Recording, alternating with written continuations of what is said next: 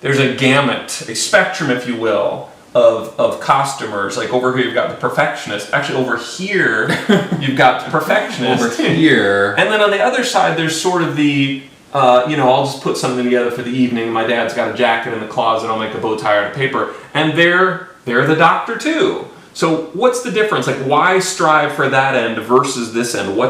For you, what's the difference? Sure. I mean, I guess, like, when I see people doing that, like, other end where they're like, hey, I have a jacket, I have a bow tie, I'm done. Fair play to them. Like, they're out there, they're having fun, good for them. Mm-hmm. For me, that's not really the hobby. Like, if that was me, I'd be like, you'd be done in, like, half an hour, and then you'd go playing Xbox for the rest of the day. Yeah. Like, that's not really it for me. Okay. So, like, I'd really rather just, like, kind of put my time and energy into, like, working out how I can just be the best I can be at doing one of these costumes. Mm-hmm. And, that's it. Like, that's kind of like that striving for, like, being the best you can do.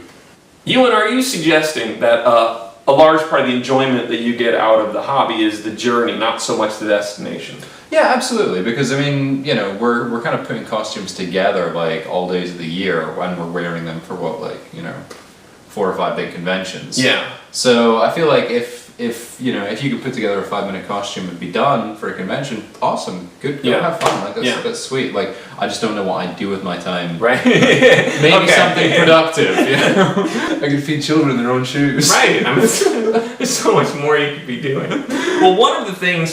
Sorry, my life.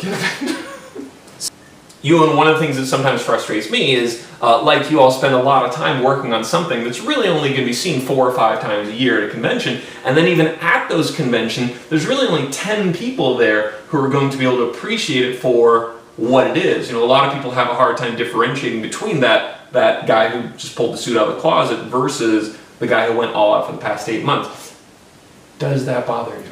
No, and I think that's got to be part of it. Like, you have to be okay with, like, not, like, everybody running up to you and be like, oh my god, you have the exact suit made from the exact Gap pants, that's amazing. Like, not everybody's going to know that. That's what I want. Not everybody's going to know that. Yeah. And you need to be okay with that while you're doing it.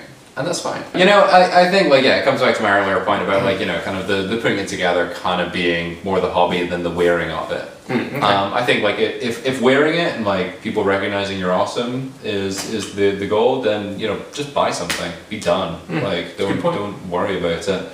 And it's fun for, like, occasionally, like, that 1 or 2 people who will come up to you at a convention and be like, oh god, you have the exact pants, good for you. And you're like, cool, thanks. Is that how you met your wife, by the way? Mission accomplished. Yeah, she was admiring my pants. Right. Oh my.